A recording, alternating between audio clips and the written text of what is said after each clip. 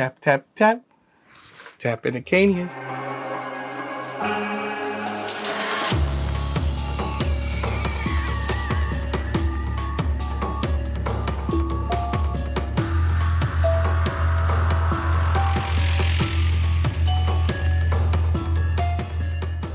Hello Tarantula lovers, I'm Alex and welcome back to Tarantula Haven. Today I am talking about the Tapinauchenius genus, and I have two Tapinauchenius species that I'm rehousing for you. Now, before I get into that, I do want to give you full disclosure about my last video. On my last video, I received a package from Spider Shop. Inside of that package was one Typhicalina celadonia, which I am delighted to have, and a mystery spider. But I withheld some information from you, and I had good reason to, and be aware that it was completely my decision to do that. But I withheld some information that I not only received one Typhicalina celadonia, he sent me two. However, when I received them, I checked the packages to make sure that everybody was okay, and I was very surprised to have received two. However, when I opened one of the packages, it appeared like one of the Typhicalina celadonia was dead. So I pulled it out. It literally rolled out of the vial that it was in, and it was in a death curl. So I walked over to the window, I took a picture of it, I sent it to him, and I said, you know, I think one of them did not survive the trip. And it wasn't a thing where I was expecting a replacement or anything like that. I was just letting him know that one of them did not survive. However, after I had messaged him, I was holding the tarantula, and I was holding it at the window, and the sunlight was shining through. And as the sunlight was shining through, it appeared as if one of his legs was barely moving. So I was like, oh, it might still be alive. So I decided I was going to put it back in the vial and put it up somewhere safe and where it was nice and warm. And I shot the video. So when I shot the video, I decided to withhold that information because I didn't want to give him bad publicity. The conditions were ideal. The temperatures were fine. So it wasn't anything really on his part that caused the issue where the spider may have died. So I just decided to omit that so that everything would be fine and nobody would get the bad impression that maybe he had sent it incorrectly or did anything that was his fault. These things happen. Shipping is rough. It may have been, you know, tumbled around and that kind of thing. So there's no telling what this spider went through before it got to me. So anyway, I shot the entire video. I told him about it. You know, I was working on it and everything. And later on that night, I decided I was going to check on it to see if it had finally completely expired. And when I opened it, I was surprised to find it clinging to the side of the paper towel that it was wrapped in inside of the vial. So I pulled it all the way out. I unrolled it, and it appeared to be still alive. So I touched it, tapped it, and it began to crawl. So I almost cried. It was just such a wonderful experience to see that. And there's a lesson to be learned about this, which is exactly why I want to share this with you, is that you never throw out a dead tarantula when you receive it in the mail. And that's because sometimes they go through some rough handling, and they will tend to get a little bit defensive, and they'll curl up into a little ball, and that's kind of their way of protecting themselves, or they may be stunned or shocked because of all the stuff that they're going through. So if that is the case and you receive a tarantula, don't throw it out. You never know what's going to happen, and in my case, it ended up being just fine. So I was very delighted. I let him know that yes, it did survive. It woke up, it was fine, and now I have two celadonia again. So I'm sorry that I withheld that information from you, but I'm happy to tell you that that celadonia is alive and well. So here is the celadonia that I thought did not make it. And there it is, as you can see. It has been webbing up this little hole that I made for it, and it's been working on it, and I think that's what it's doing right now. I believe it has been eating.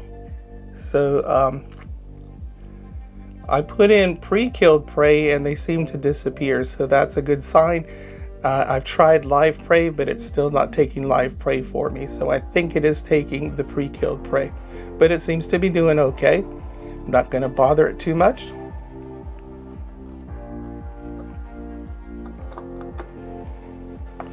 And here is the one that you saw in the video, and I am pleased to say that it has made its trap door, and it's located right about here. So I'm not going to bother it. It just made it, and I've been doing the same thing with it. I've been giving it pre-killed prey, and they've been disappearing, so hopefully all is well.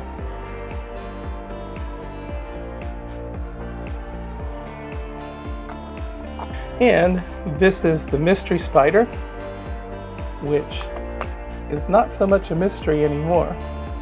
A lot of people seem to figure it out. This is something that I have not encountered before, and this is a Ibirapora species. I was correct, I was half correct on that, but it is not Diversipes, this is Soratama. And I've been mispronouncing Soratama. I used to say Soriatum, but that was my bad. Soratama is named after the location where it is found in Brazil. So this one's doing okay for me as well. So forgive me for withholding information from you, but I feel like you can understand my situation, and I'm so glad that everything turned out well and that spider made it, because that is a beloved spider, and the expense and everything, I would have felt really bad that it had not made it and it had died in transit, but it seems to be okay. They both seem to be doing well. I'm still scared. I'm still worried about them, but hopefully I will be continuing to do well with that species.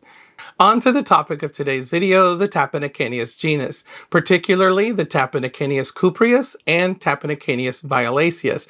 In my opinion, these are very overlooked and very underrated tarantula species. A lot of people tend to go for the pink toes if they're looking for an arboreal species, or if they're looking for a purple tarantula, they will have a tendency to want to go for the purple pink toe, which in my opinion is a gorgeous species, and I don't have one yet, but I will get one eventually. But I tend to avoid avicularia. And I do have an affinity for the Tapinauchenius, and the reason for that is because they have this shiny, sleek abdomen, and they are just gorgeous in my opinion, and the deep purples of the violaceus just kill it for me. So enough talking about it. I want to show them to you and tell you a little bit about them and why you should consider one if you're looking for a purple tree spider. As you can see, I'm rehousing my T. violaceus because it's in a small enclosure and needs more room, and the T. cupreus because its enclosure is filthy and needs refreshing. I've included video of me pulling the tarantulas from their enclosures, so you can see that even though this is a very bolty tarantula and is prone to teleporting, you can still pretty easily do it if you know how to control them and have a catch cup handy.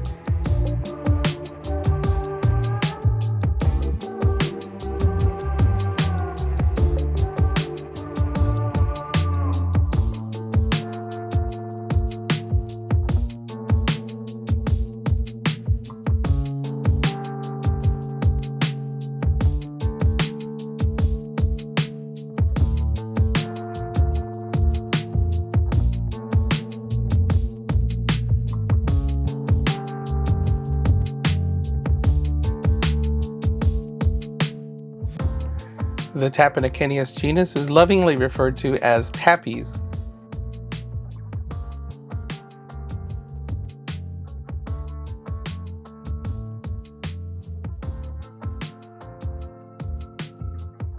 Tapinauchenius cupreus, commonly known as the copper tree spider.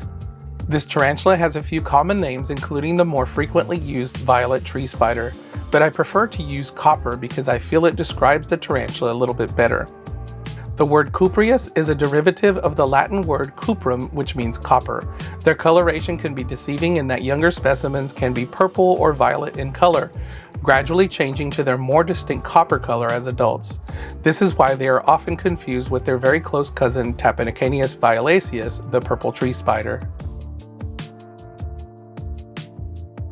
Tapinauchenius cupreus is endemic to Ecuador and is a fairly long-lived tarantula, with females living 14 to 18 years, while males living just 3 to 4. Tapinauchenius violaceus, commonly known as the purple tree spider. This tarantula looks very close to the T. cupreus and are often confused for one another. It is endemic to French Guiana and Brazil.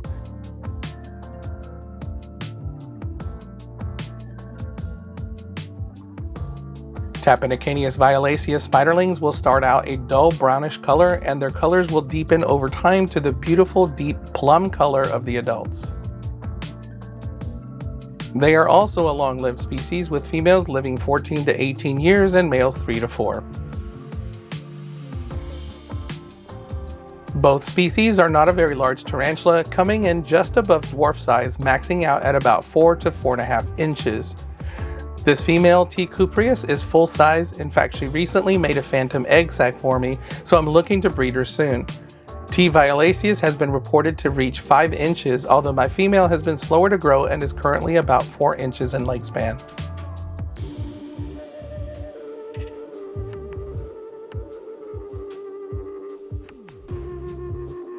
These tarantulas are very skittish and fast. They are not very defensive and prefer to run, but they can be defensive if cornered. I have never had them give me a threat posture, but only bolt around their enclosure to avoid me. Their venom is considered mild and they do not possess urticating hairs. As the name tree spider suggests, they are arboreal and prefer a tall enclosure. Humidity and good ventilation is key with this species. Spiderlings can be very susceptible to drying out, so care must be taken not to allow them to dry out completely. I had 2 T. violaceus originally, but I lost one to a bad molt due to dry conditions. Adults can tolerate drier conditions, but it's still important to have a water dish present at all times. Ventilation is also important. Stuffy conditions combined with excess humidity is a recipe for disaster with most tarantula species. I've started mine out with a small, tall hammock box, being careful to drill plenty of holes for ventilation. As adults, I have mine in a Zoomed creature's habitat, and I'm transferring my other into a Tarantula Cribs 360 8-inch arboreal. Both species are great webbers and will web up much of their enclosure. My T. cupreus is more reclusive and prefers to hide most of the day, coming out at night to hunt, while my T. violaceus tends to be out on display almost all of the time. They are both great eaters and will take down prey voraciously. These spiders are very beautiful and sleek looking tarantulas. I don't know why they are referred to as tree spiders. I tried looking it up but was unsuccessful in finding out. I think it may have something to do with them looking like true spiders with their sleek appearance, but that is just speculation on my part. I think that they're great to keep and don't take up as much space with their compact size. Unfortunately, they're not as popular as, say, a violaceus species, and I think that has something to do with their lack of handleability. Being skittish and incredibly fast and prone to jumping, this is definitely not a species you would want to be handling. Although getting bitten may not be a big concern, having to chase one down is, and like most arboreals, they are also prone to projectile pooping on you when they try to escape.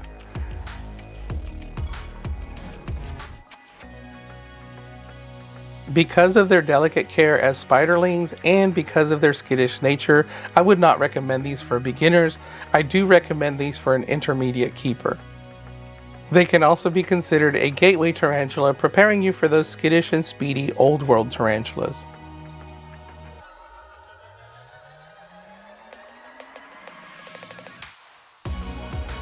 For my T. cupreus, I'm rehousing it into another Zoomed creature's habitat.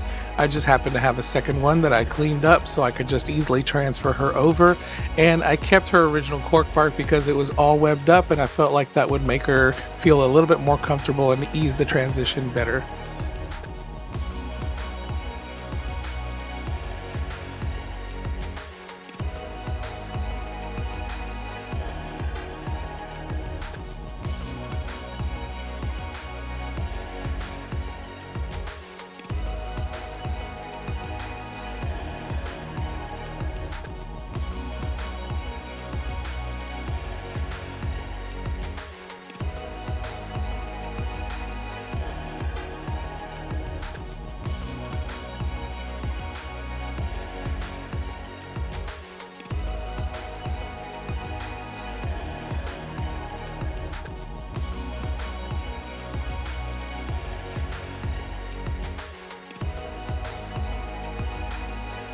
For my T. violaceus, I'm rehousing her into this Tarantula Cribs 360 8-inch arboreal. I love the way that they have these magnetic lids, and they are very strong, so you don't have to worry about them escaping.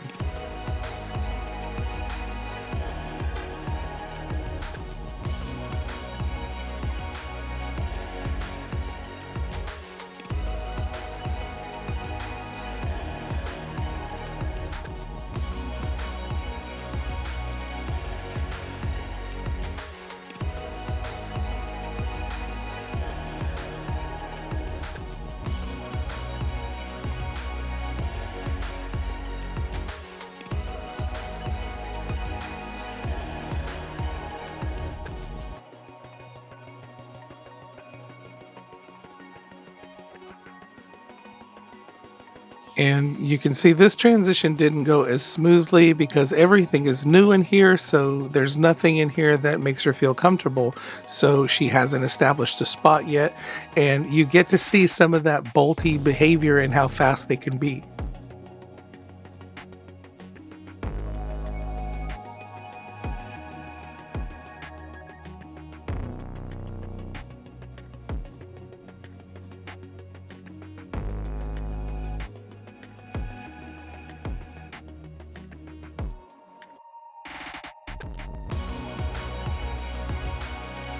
And in situations like these, the best thing to do is to keep calm, make sure you have tools on hand, but you can see I'm not actually using the tools to capture her, but I'm just using it to guide her, and with a little bit of persuasion, I was able to get her back inside of her enclosure.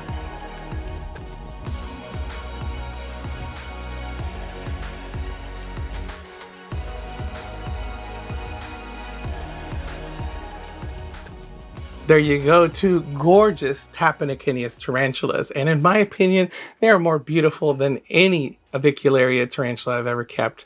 I like avicularia. I've kept avicularia, but in my opinion, that shiny abdomen, that just sleek look about them, and those little cute dimples on their abdomen just do it for me. So I really like them a lot.